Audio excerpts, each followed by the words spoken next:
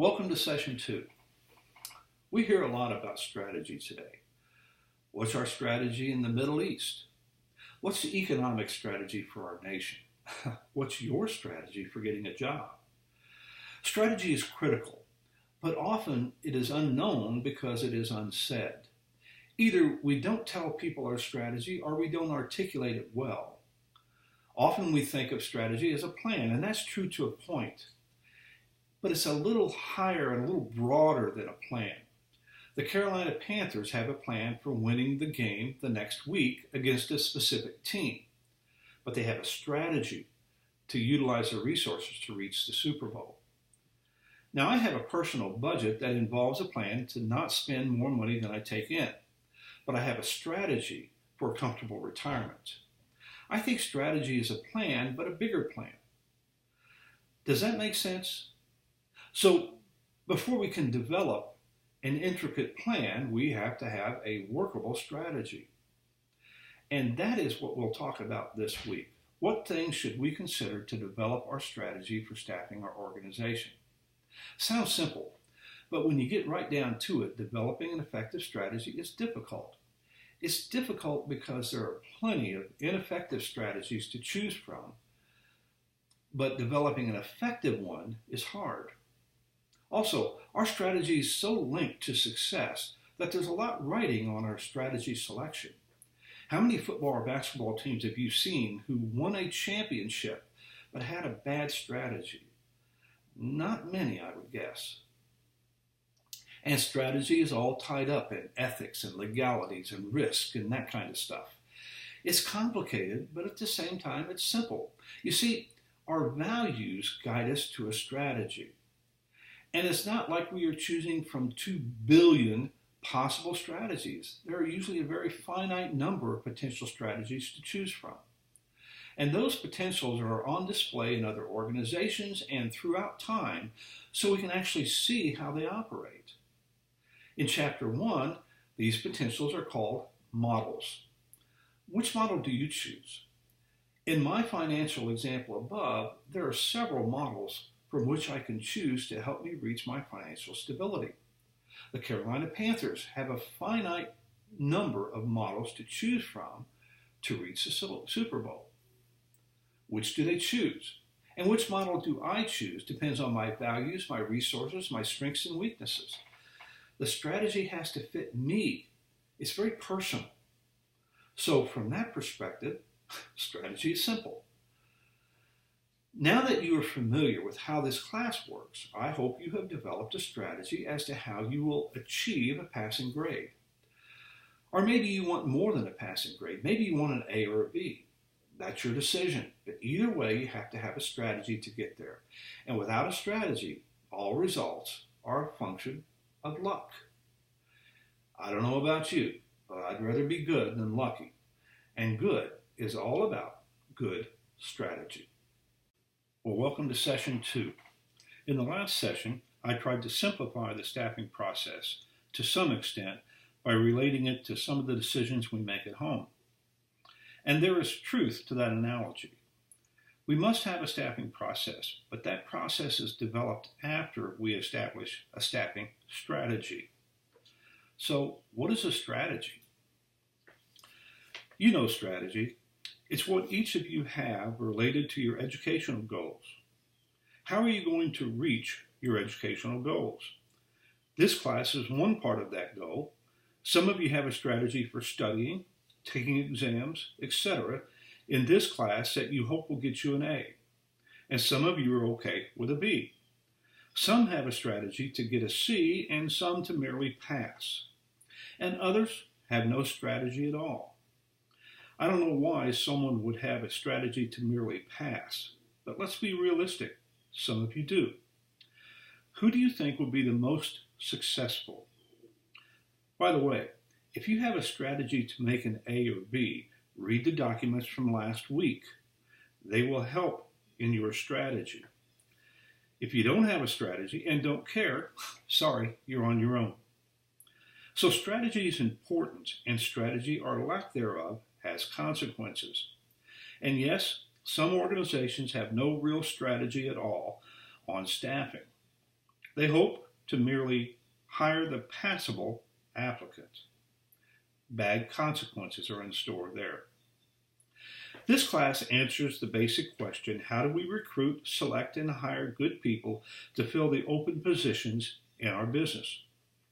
The answer is not to just advertise somewhere and start interviewing applicants, even though I realize some organizations do just that.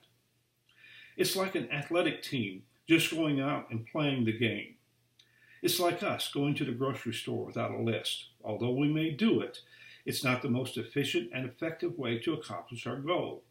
We need a strategy. We need a plan. So what is our staffing strategy? Looking up strategy on dictionary.com, we find the definition: a plan, method, or series of maneuvers or stratagems for obtaining a specific goal or result. So a strategy is a plan. But that's too simplistic. It's bigger than a mere plan. It's not just any plan, it is a plan with the purpose of achieving a specific goal or result. Is the goal or result to hire someone? Not exactly. The goal or result is to hire several someones over a period of time that meet specific criteria to make the organization successful in specifically defined ways that are detailed in the overall organizational strategy. Our staffing strategy must be derived from and support the overall organizational strategy. The critical question when considering a specific open position is, how does the subject position fit into or contribute to that overall organizational goal? What do we need to be successful? What kind of car do we need? Answering that question incorrectly will certainly affect our search for organizational success, but more importantly, it can set up a barrier to reaching that goal. Let's say an organization has a strategy to empower employees to operate in a team environment. We have an opening for a technical managerial position in IT or engineering or maintenance, etc. We certainly want someone who has excellent technical skills. But if the most technically qualified candidate is an authoritarian leader with no interest in empowerment and team building, serious harm to the organization can be the ultimate result. That poor staffing decision doesn't fit the organizational strategy, but it actually does harm to our organizational culture. And as pointed out in the text on page 12, in the W.L. Gore example, it's the culture, and the culture starts with the hiring. So our staffing strategy fills a much bigger role than merely finding a way to efficiently hire a body for an opening. It is also effectively finding the right person for the position that supports our organizational culture. I know that sounds simple, but you would be amazed at the number of organizations I have seen that hired the best technical person without regard to their people skills, strategy, or organizational culture. It's not uncommon. The text states on page 6 that staffing is a critical organizational function concerned with the acquisition, deployment, and retention of the organization's workforce. Staffing is arguably the most critical function underlying the organizational effectiveness. They further state, quote, the people make the place, end quote. I strongly agree.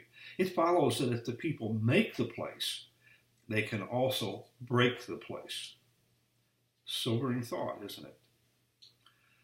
The text also states, quote, a shift is gradually occurring from viewing employees as just a cost of doing business to valuing employees as human capital that creates a competitive advantage for the organization.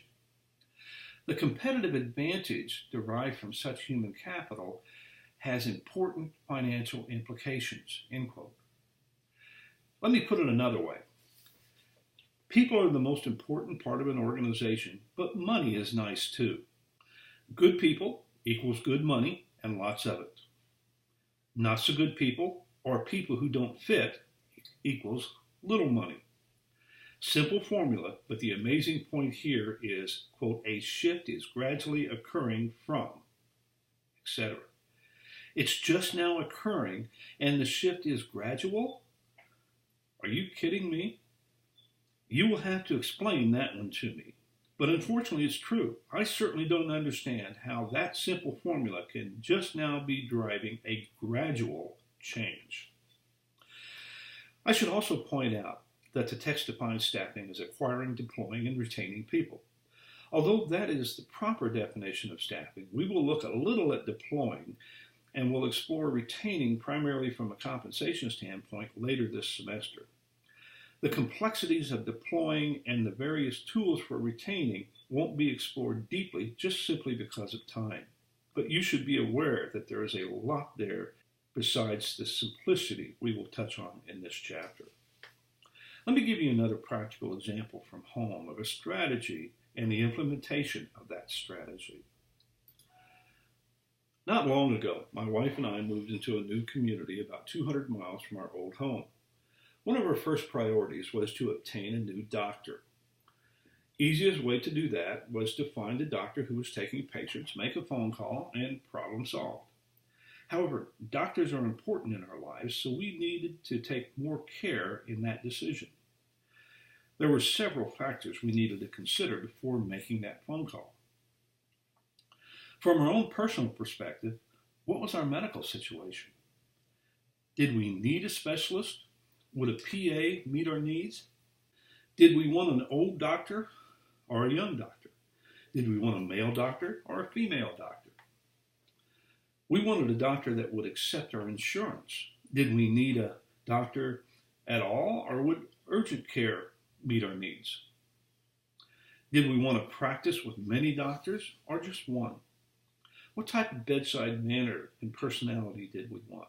How close to our home did we want our doctor to be? How did the other doctors that we valued in the past operate and perform? From a community perspective, how many doctors were available in the area? How many hospitals and specialized medical facilities were available? Is there a difference in cost from one physician to another? Those and many other questions come to mind. In choosing a physician, what does good look like? We narrowed down our criteria for physician search, checked physicians online, spoke to people we knew for references, and made our decision. We were confident that of all of the physicians, we chose the one that was available and most closely met our needs. It took time and energy, but it was worth the price. You say you don't go through all those questions when searching for a physician? I guess my reaction is, why not? Do you take more time in selecting a brand of cereal from the grocery shelf than selecting your personal physician? No matter what your medical, personal, or financial needs are, you should take the time to select the best to meet your needs, whether you're looking for a doctor, an auto mechanic, a school for your children, or a school for yourself. Business is no different. Hiring is a long-term proposition and should receive the appropriate planning, strategy, and care. If we are smart, we will put a lot of time, energy, and money into attracting people for our open positions. Many companies and people put a lot of time, energy, and money into such activities, but leave out one important component. They do very little strategic planning around staffing issues. That's what a staffing plan is all about. It's a strategy. It's a strategic plan governing all staffing activities. Let me give you an example of a strategy that was well thought out and actually worked. Those of you who've had me in other classes have already seen this example, and I apologize. However, my examples are intended to provide clarity rather than originality. This example deals with hourly production positions, which indicates that staffing strategy isn't just for professional, managerial, and executive positions. It is critical for all hiring and staffing activities. Nestle was a manufacturing facility that produced pasta, sauce, and pizza. We were a high team-oriented culture of about 500 people, and employees had great latitude in making decisions and controlling their environment. In developing our culture at Nestle, we realized that our teams would be composed of those we selected and placed on them. No one is born into an organization. We are all recruited, selected, and placed. Our hiring and selection process had to be meticulous and minimize the number of placement errors. You see, we were a new organization, so the teams were new and immature. Mistakes had big consequences. As a new company in Danville, Virginia area, we had an abundance of applicants for our hourly positions. We openly advertised our team environment and our philosophy of encouraging employee involvement. We paid well for the area and offered good benefits. We were committed to hiring an outstanding workforce. Our problem was sifting through the thousands of applicants to find the best. All of management was willing to commit great time and effort to recruiting, selecting, and hiring employees. So how do we wade through all of these applicants and find the best? We decided that including many different screening exercises and including as many management eyes as possible would increase our chances of a good selection. We also understood that perfection was impossible. Mistakes would be made, and our goal was to minimize those mistakes.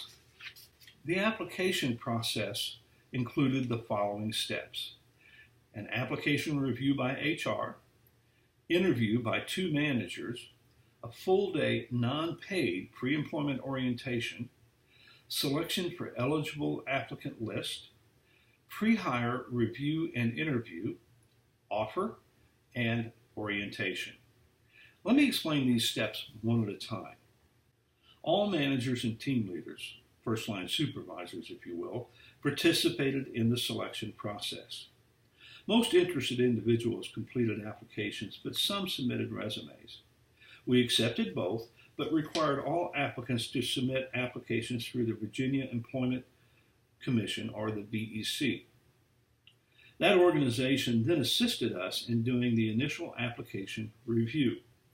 Instead of maintaining a list of thousands of applicants, the VEC kept the list and maintained the applicant files. When openings existed, we merely called the VEC and said that we have a certain number of openings and need, say, 500 applications that reflect the community demographics and meet our pre-established criteria. Once received, HR would begin the screening process and would select a number of applicants for the first interview. The initial interview was conducted by 2 managers or team leaders individually. Each interviewed the applicant for about 45 minutes in a structured interview format. The 2 interviewers then met and were required to reach a unanimous decision as to the applicant's ability to move to the next step. If they agreed that the applicant was acceptable at this stage, the applicant was notified to be present at the next scheduled pre-employment orientation. If the applicant was unacceptable, HR sent a letter thanking them for their interest and explaining that they would not be considered for employment. Managers and team leaders rotated through these interview assignments and received extensive training, which was repeated and updated regularly on a structured interview process. They were also trained how to document the interview results for future reference if needed. In addition, HR regularly reviewed the interview documentation for quality control and consistency purposes. Once a pool of 30 to 35 applicants who had passed the initial interview were amassed, we invited all to what we called a pre-employment orientation. There was no promise of employment, but it was intended to screen applicants for their ability to function on a team. The orientation lasted for a full day and was non-paid. We divided the 30 to 35 applicants into groups of 5 or 6 person teams, and they were seated at individual team tables. A manager or team leader was assigned to each team, and their job was to answer questions, provide assistance, and observe behavior. Observing behavior involved matching observed behavior of individuals and the team to specified criteria and documenting that behavior. I should point out that all managers and team leaders were encouraged to drop by any time during the day and observe the group. Remember, we wanted as many management eyes as possible observing the applicants. The first half of the orientation day was dedicated to giving applicants information about our company and product. We discussed the production process, quality, safety, the work environment, pay, benefits, and our team structure, and answered as many questions as possible. An interview is a two-way process, and applicants have a right and need to know about the company as much as the company has a right and need to know about the applicant. The first half of the day culminated in a tour of the facility. This was very valuable because it allowed all of our current employees to see the latest group of applicants. Often employees would recognize applicants from their neighborhood, high school, previous employment, or some other interaction. Employees were free to give recommendations or tell us if an applicant was likely to be a problem. I remember one day a young lady who was an employee caught me in the hall and said she saw the applicants taking a tour of the plant. She asked if I noticed the redhead. I affirmed that I did and asked if she knew the applicant and would she recommend her. She calmly stated, "Yes, she's my sister. I love her to death, but you don't want her working here. She has attendance problems and would not fit well into our teams. I love her, but I love where I work too. Please don't tell anyone we spoke." And I didn't tell anyone, of course, until now. But isn't that interesting? People love where they work and are very protective of their successful work environment. Remember, we wanted as many management eyes as possible. Well, we wanted as many interested eyes as possible as well. The second half day was allocated for structured team exercises. The assessment of individual strengths and team skills increased during that phase. This part of the day often took place after shift change and wasn't unusual for managers and team leaders to voluntarily stay over to observe the applicants. When all exercises were complete, the applicants were released and told that someone would contact them by a specific date to tell them that they would progress to the next stage or would no longer be considered for employment. After all applicants left, we set up for the evaluation meeting. All managers and team leaders were invited to give input and have input as to who was accepted or rejected. I ran the meeting and all applicants were reviewed individually. I would start with applicant 1 and I would state the name and review the application, past work history, interview notes, observations from the day, and any other appropriate available information. Understand, up to 15 or 20 managers and team leaders may be in the room and participating. After my review of available information, we would discuss each applicant and reach a decision. The applicant was rejected or moved on to the next step of consideration. Voting was not allowed. A unanimous decision from all in the meeting was required. Our commitment was to not leave the room until all 30 or 35 applicants were successfully reviewed with a unanimous decision. We spent many late nights in that room, and early on in our history, while staffing up, we conducted a pre-employment orientation almost monthly. This was not a one-time activity, but was conducted regularly. Further understand that this represented the first step in placement. All the successful applicants were qualified to work in our facility and our culture.